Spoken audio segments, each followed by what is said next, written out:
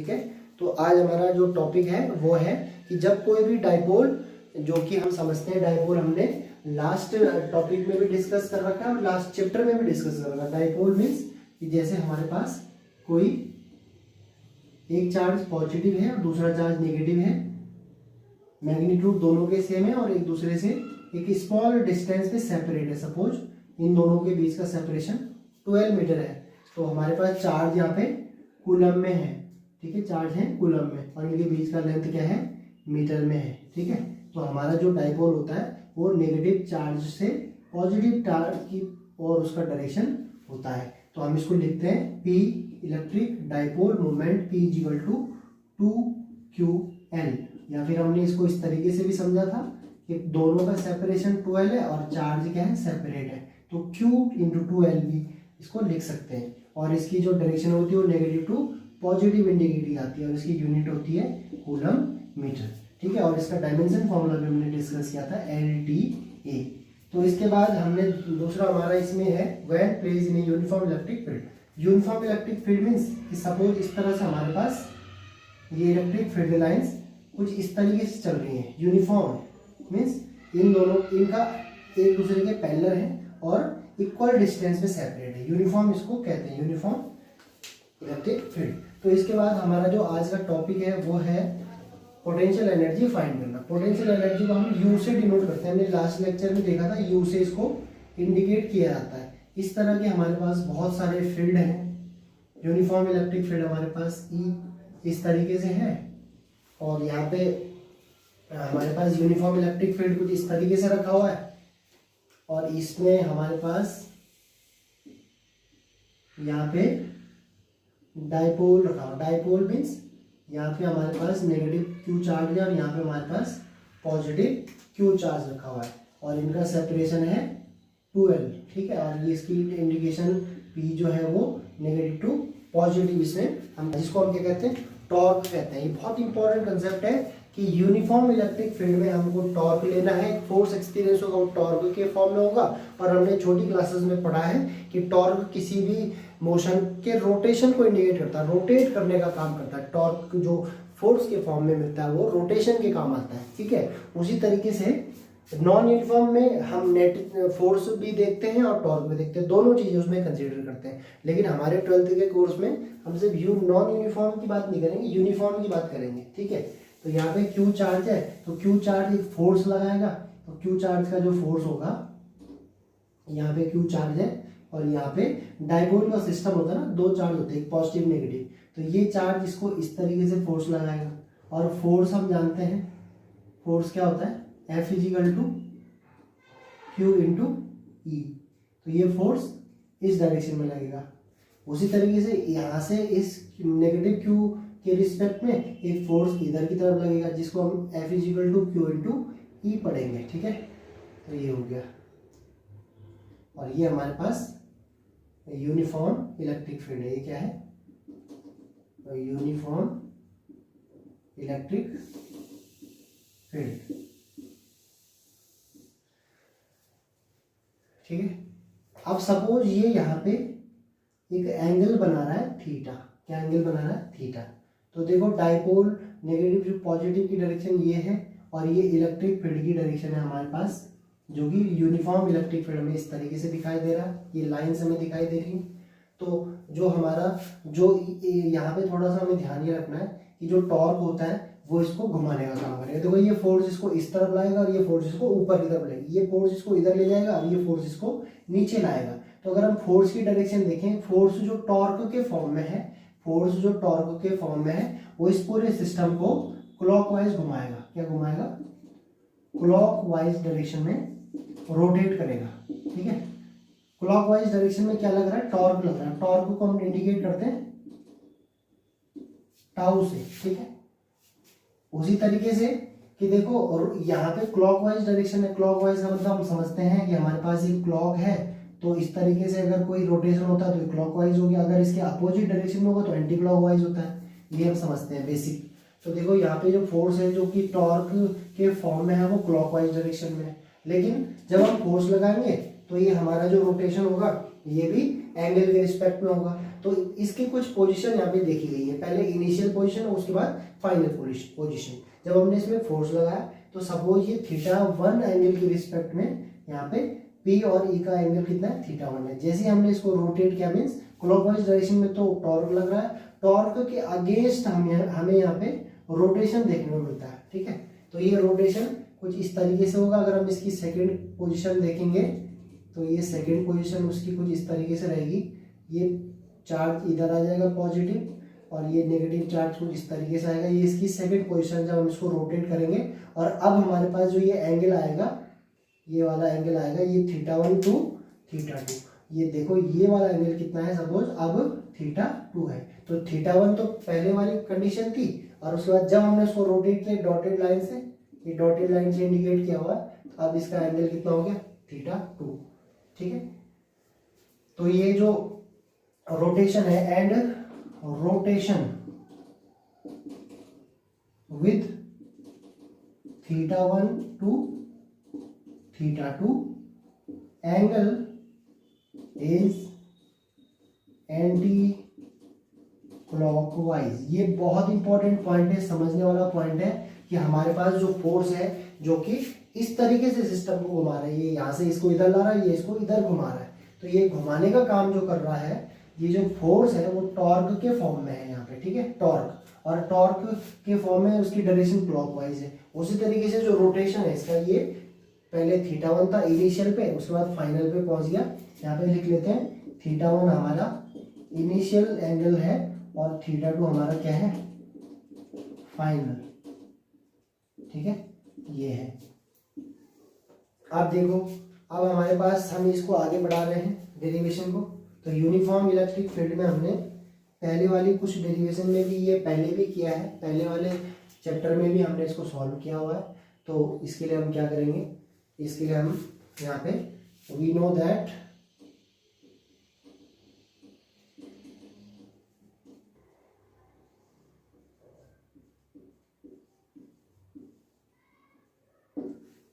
ठीक है। तो देखो इस डेरिवेशन को आगे बढ़ाने के लिए हमें ये फॉर्मूला मालूम है। ये देखो फोर्स, ये होता है वर्क डन। तो वर्क डन होता है force into displacement, work done is equal to force into displacement. तो देखो डिस्प्लेसमेंट यहाँ पे क्या है, डिस्प्लेसमेंट यहाँ पे एंगल के रिस्पेक्ट में है और एंगल हमारे पास थीटा है। तो ये जो फोर्स है यही फोर्स टॉर्क, यहाँ पे जो फोर्स लग रहा है ना रोटेट करने के लिए, टॉर्क के फॉर्म में लग रहा है। तो हम इसको लिख सकते हैं टाउ इनटू डी थीटा। अब ये वर्क डन में बहुत छोटा ले लेता हूँ, तो ये फॉर्मूला ऐसे में बना। ठीक है, तो हम यूज करेंगे डी ओमेगा या D W is equal to tau into D theta. लेकिन हमको मालूम है पिछले टॉपिक में भी हमने पढ़ा tau is equal to p cross e. ये एक डॉट प्रोडक्ट है और इसको हम सॉल्व करते हैं तो ये होता है P E sine theta. Means P और ई, यहाँ पे पी और ई के बीच का जो एंगल है वो थीटा है यहाँ पे। तो हम जो टॉर्क लिखेंगे, टॉर्क को समझेंगे तो टॉर्क को हम समझ सकते हैं tau is equal to P E sine theta. ये हमने पिछले चैप्टर, पिछले कूलम्स लॉ वाले में भी, इलेक्ट्रिक फील्ड वाले में भी इसको हमने समझा है।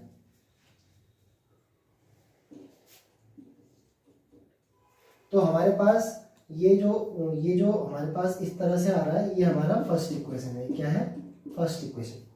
ठीक है, अब ये जो एंगल थीटा डी थीटा के रिस्पेक्ट में हम ले रहे हैं, जब हम इसको इंडिकेट करते हैं तो हमें टोटल वर्क डन मिलेगा और यही वर्क एक एनर्जी के फॉर्म में स्टोर होता है जिसे कि हम इलेक्ट्रिकल पोटेंशियल एनर्जी कहते हैं। और यही हमने आगे पिछले वाले टॉपिक में डिस्कस भी किया था। तो इसको हम आगे बढ़ाएंगे तो ये क्या हो जाएगा, ये हो जाएगा d W is equal to P E sine theta d theta. अब हम क्या करेंगे, taking integration both side, indicate करेंगे taking integration both side with limit. तो यहाँ पे इंडिकेट करेंगे तो ये इससे कैंसिल हो जाएगा, डब्ल्यू बच जाएगा। देखो लिमिट हमको पता है initial to final, θ1 to rotation हो रहा है θ2 में, तो ये θ1 टू θ2 रहेगा, P E sine theta d theta. तो देखो पी ई यहाँ से कॉमन ले लेंगे, पी भी कॉमन, ई भी कॉमन ले लिया, पोटेंशियल और इलेक्ट्रिक फील्ड, और हमारे पास यहाँ रह गया sine theta d theta integration φ1 θ1 to θ2। और ये कैंसिल हो गया क्योंकि ये इसको हम समीशन ले रहे हैं तो हमें ओमेगा मिलेगा, यानी सॉरी डब्ल्यू मिलेगा। तो work is equal to PE. अब देखो हमको एक मालूम है फॉर्मूला, वी नो दैट, हमने पढ़ा हुआ है साइन थीटा का जब हम इंटीग्रेशन करते हैं तो ये हमको मिलता है कॉस थीटा। तो कॉस थीटा मिलेगा, फिर लिमिट सॉल्व करेंगे तो ये हो जाएगा नेगेटिव ऑफ कॉस थीटा और lower limit theta 1 upper limit theta 2। तो यहाँ पे भी हमने फॉर्मूला पढ़ा हुआ, जब इसको सॉल्व करते हैं तो पहले क्या होता है अपर लिमिट रिप्लेस होती है, फिर माइनस लोअर लिमिट। तो ये हो जाएगा W is equal to P E, ये हो जाएगा माइनस कॉस थीटा को रिप्लेस करेंगे अपर लिमिट से, माइनस माइनस माइनस का हो जाएगा प्लस, और ये हो जाएगा कॉस थीटा 1। जब इसको आगे बढ़ाएंगे रीअरेंज करेंगे तो ये हो जाएगा पी ई, ये इसको आगे लिख लेते हैं cos theta 1 minus cos theta 2।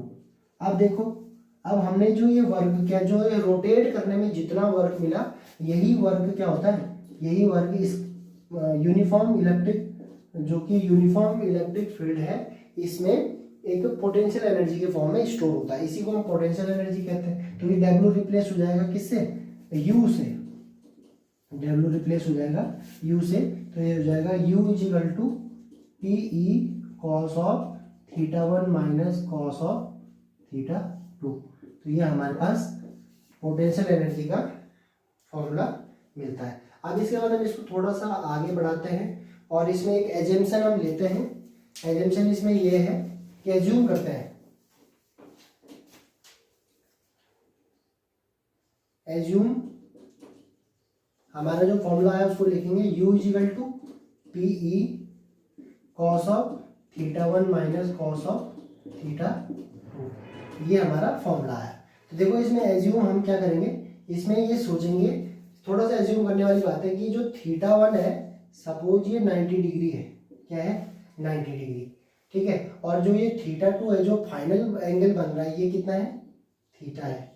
तो इसको यहाँ पे रिप्लेस करेंगे तो ये बन जाएगा u is equal to P E cos of 90 degree minus cos of theta, ठीक है। ये एज्यूम करना, एजम्पशन है ये, यहाँ पे इसको थोड़ा सा हमें समझना पड़ेगा,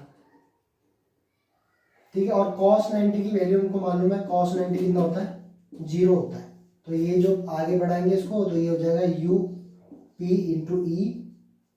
देखो cos 90 की वैल्यू रखेंगे यहाँ पे, तो cos 90 की वैल्यू रखेंगे तो 0 आएगा, तो ये सॉल्व हो जाएगा माइनस कॉस ऑफ थीटा, ठीक है। तो इसको आप ऐसे लिख सकते हैं, नेगेटिव साइन को आगे ले लें तो ये हो जाएगा minus P E cos theta. अब ये फॉर्मूला कुछ कुछ हमें लग रहा है कि ये फॉर्मूला हमने कहीं पढ़ा है। तो हम जानते हैं स्केलर प्रोडक्ट होता है A dot B is equal to A B cos theta. तो उसी तरह से ये एनर्जी जो निकलेगी तो इसको हम ऐसे रीअरेंज कर सकते हैं, P dot E, P for electric dipole moment और ई फॉर इलेक्ट्रिक फील्ड। तो ये हमारे पास मेन फॉर्मूला बनेगा, u is equal to minus P into E, where p is equal to electric dipole moment and e is equal to electric field. और ये जो theta है ये p और e के बीच का एंगल है। तो ये हमारा potential energy of electric dipole का फॉर्मूला है when place in a uniform electric field. अब इसके बाद इसके कुछ केस हम डिस्कस करते हैं। हमने पिछले वाले चैप्टर में भी इसके कुछ केस लिए थे, उसी को आगे बढ़ाते हुए इसको हम आगे समझते हैं और बाद में इसके जो मैथमेटिकल एक्सप्रेशन तीनों केसेस क्या है उनको हम इस फॉर्मूले के साथ इस डायग्राम से मैच करेंगे। तो देखो पहला केस हमारा क्या है, हमारे पास फॉर्मूला है u is equal to minus P E cos of theta, और इसको हम लिख सकते हैं u is equal to minus P dot E, ठीक है। तो केस हमारा ये है कि suppose theta is equal to, अब देखो p और e के बीच का एंगल थीटा है, तो सपोज ये एंगल थीटा 0 हमने रख दिया, तो हम इसको यूनिफॉर्म इलेक्ट्रिक फील्ड की बात हो रही है। तो यूनिफॉर्म इलेक्ट्रिक फील्ड में अगर हम इसको समझते हैं तो डायग्राम कुछ इस तरीके का बनेगा, और P जो कि अगर मैं यहाँ पे सेटअप लेता हूँ तो ये हमारा पॉजिटिव चार्ज हो गया, ये हमारा नेगेटिव चार्ज हो गया, दोनों का सेपरेशन 2L है, नेगेटिव टू पॉजिटिव P की डायरेक्शन होती है, P ये हो गया, इलेक्ट्रिक फील्ड आपका ये है। तो ये वाला जो एंगल है ये सपोज मैंने जीरो लेना है। तो जीरो लेना है तो मुझे, चलो पहले मैं इस केस को थीटा को रिस्पेक्टिवली 90 ले लेता हूँ, क्योंकि मैंने जो डायग्राम बनाया वो 90 वाला यहाँ पे दिखाई दे रहा है। जीरो वाला मैं इसके बाद ले लेता हूँ दूसरे वाले केस में। तो जीरो का 90 का केस क्या होगा कि ये P है, ये E है, तो यहाँ पे हम इसको में वैल्यू रखेंगे तो हमको U क्या मिलेगा, U is equal to negative of PE cos of 90, और कॉस 90 की वैल्यू हमने अभी बताई थी, कॉस 90 कितना होता है, जीरो। तो हमारा जो पोटेंशियल एनर्जी आएगा वो इस केस में जीरो आएगा। पहले तो हम ये निकालते हैं, फिर हम यहाँ पे अगर हम फोर्स देखें, फोर्स कितना होगा, तो नेट फोर्स कितना होगा, नेट फोर्स हमेशा जीरो होता है, ये मेन पॉइंट है, net force always zero in uniform electric field. देखो कैसे, ये फोर्स इधर लग रहा है, ये फोर्स इधर लग रहा है, दोनों एक दूसरे को इक्विलिब्रियम में बैलेंस कर रहे हैं, तो ये जीरो हो जाएगा। तीसरा पॉइंट हम समझते हैं टॉर्क। तो torque tau net is equal to P cross E ये होता है, और इसका फॉर्मूला होता है PE साइन थीटा। ठीक है, तो टाउ नेट जब हम निकालेंगे, टाउ नेट की वैल्यू क्या होगी इस वाले केस के लिए, पहले वाले केस के लिए, जहाँ पे थीटा जो P फॉर डाइपोल मोमेंट और E फॉर इलेक्ट्रिक फील्ड, इन दोनों के बीच का एंगल है। तो यहाँ पे जो टॉर्क होगा वो P cross E, P sine theta, यहाँ पे क्रॉस प्रोडक्ट के फॉर्मूले को आगे बढ़ा के निकलेगा, और P into E sine theta. Sine theta क्या है हमारा, साइन 90, और हमको मालूम है साइन 90 मैक्सिमम वैल्यू होती है, साइन 90 की मैक्सिमम वैल्यू होती है 1, तो ये हो जाएगा PE। और ये हमारा जो टॉर्क निकलेगा टाउ नेट, जो टॉर्क निकलेगा ये हमारे पास PE मिलेगा, ये हमारे पास मैक्सिमम टॉर्क निकलेगा। क्या निकलेगा, मैक्सिमम टॉर्क। तो ये भी हमने इंपॉर्टेंट इसका केस है। दूसरा केस हम समझते हैं,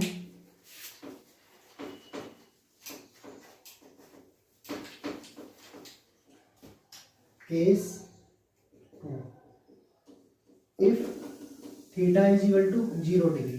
तो देखो थीटा 0 है तो फॉर्मूला है U is equal to minus PE cos of theta, और ये जो थीटा एंगल है वो P और E के बीच का है। तो देखो यूनिफॉर्म इलेक्ट्रिक फील्ड में यहाँ पे बना रहा हूँ, इस तरह का कोई यूनिफॉर्म इलेक्ट्रिक फील्ड हमारे पास इस तरह से है। ठीक है, तो देखो अगर ये डाइपोल कुछ इस तरीके से रखा हुआ है, यहाँ पे नेगेटिव चार्ज, यहाँ पे पॉजिटिव चार्ज, यहाँ पे नेगेटिव चार्ज, यहाँ पे पॉजिटिव चार्ज, तो डायरेक्शन नेगेटिव टू पॉजिटिव होती है, इस तरफ होगा P।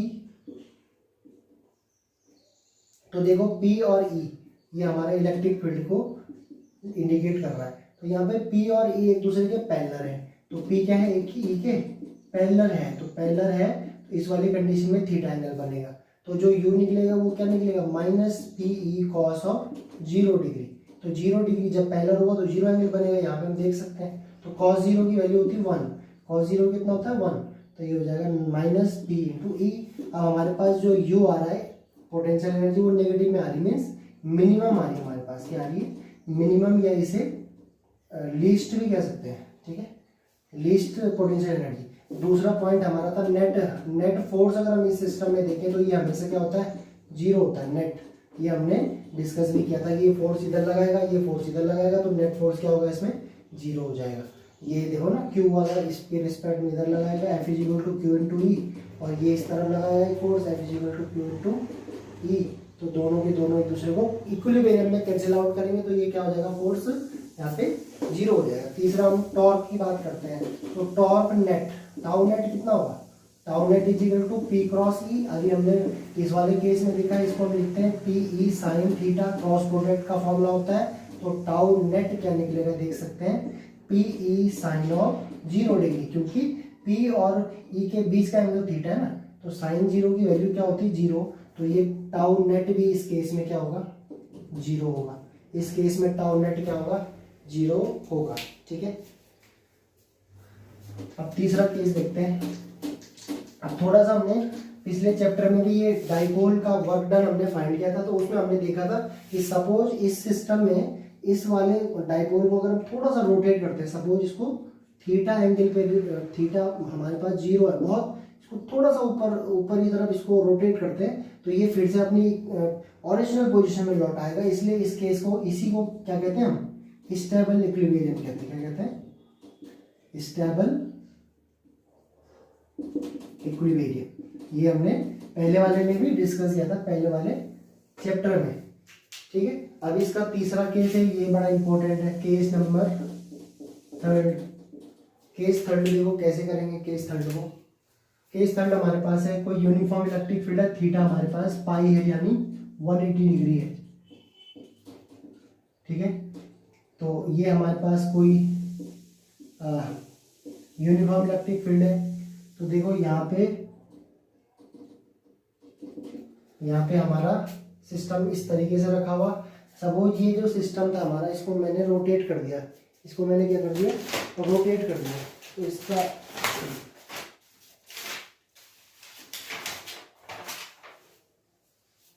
थर्ड वाला केस, यहाँ पे नेगेटिव चार्ज है, नेगेटिव टू पॉजिटिव, यहाँ पे potential electric dipole moment negative to positive चलता है, यहाँ पे पॉजिटिव चार्ज है, यहाँ पे एक फोर्स लगेगा F is equal to Q into e, इस तरफ यहाँ पे एक फोर्स लगेगा F is equal to electric field की डायरेक्शन ये दिखा दी, F is equal to Q into ई।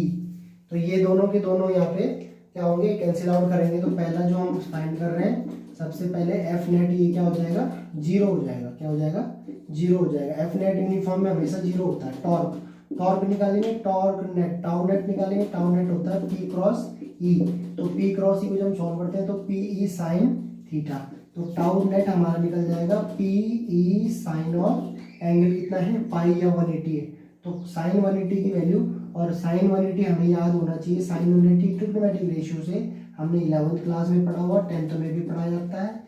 और ये मैथमेटिकल टूल्स 11th का पहला चैप्टर है। पी साइन थीटा, साइन 180 की वैल्यू जीरो होती है तो टॉर्क हमारे पास क्या आएगा, जीरो आएगा। नेट फोर्स भी जीरो, टॉर्क भी जीरो। और इसके बाद हमारा जो मेन पॉइंट था, पोटेंशियल एनर्जी निकालनी तीसरे वाले केस में, तो हमारे पास formula u is equal to P E cos of 180 degree, cos of theta 180 मैंने रिप्लेस कर दिया। और कॉस 180 की वैल्यू कितनी होती है, -1, तो हमारे पास ये u माइनस माइनस प्लस हो जाएगा। तो जो हमारे पास ये यूनिफॉर्म जो हमारे पास पोटेंशियल एनर्जी आएगी इलेक्ट्रिक डायपोल के यूनिफॉर्म इलेक्ट्रिक के केस में, ये u p आ जाएगी। और ये वाला जो सारा का सारा सेटअप है, ये अनस्टेबल इक्विलिब्रियम में आता है। किस में आता है, अनस्टेबल इक्विलिब्रियम में। अगर इसको हम रोटेट करेंगे तो अपनी ओरिजिनल पोजीशन पे नहीं आ पाएगा। तो ये तीन केसेस में हमने डिस्कस किए। अब इन तीनों केसेस के बेस पे हम इसके कुछ न्यूमेरिकल क्वेश्चन देखते हैं जो बोर्ड में सीबीएसई में एनसीईआरटी से लिए गए हैं और एग्जाम में बहुत बार पूछे गए हैं। तो एक क्वेश्चन ले रहा हूँ मैं, कोशिश कर रहा हूँ कि उस क्वेश्चन में ही सारी चीजें हमारी क्लियर हो जाए। गिवन है 2L हमारे पास 2 सेंटीमीटर है डाइपोल लेंथ, इसको क्या कहते हैं, डाइपोल लेंथ कहते हैं। Making angle of theta 30 degree, 30 degree का एंगल ये क्या कर रहा है, मेक कर रहा है। मेकिंग एक्सिस के साथ यूनिफॉर्म इलेक्ट्रिक फील्ड, और इलेक्ट्रिक फील्ड हमारे पास दे रखा कितना, 10⁵ न्यूटन पर coulomb. Experience of torque act हो रहा है इस पे 10√3 न्यूटन मीटर। पहला part magnitude of charge Q निकालना है। दूसरा पार्ट यू निकालना है, पोटेंशियल एनर्जी। तीसरा पार्ट, दो ही पार्ट है, हाँ 2 ही पार्ट है।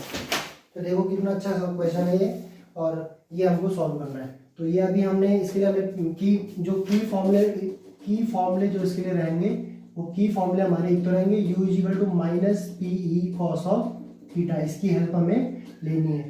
ठीक है, दूसरा हमारा की फॉर्मूला रहेगा tau is equal to P E sine theta, और तीसरा फॉर्मूला रहेगा पी इजिकल टू 2qL। ठीक है, तो यहाँ से चार्ज निकल जाएगा p/2L। तो देखो सेंटीमीटर में है, ये न्यूटन पर कूलम में है, ये 30 डिग्री है। तो 30 डिग्री मीन्स हमको cos 30 और sin 30 की दोनों वैल्यू की यहाँ पे जरूरत पड़ेगी। sin 30 1/2 होता है, और cos 30 कितना होता है, cos 30 होता है हमारा sin 60 मीन्स √3/2। ये दोनों हमने 10th लेवल से पढ़े हैं, इनकी हमें हेल्प लेनी है।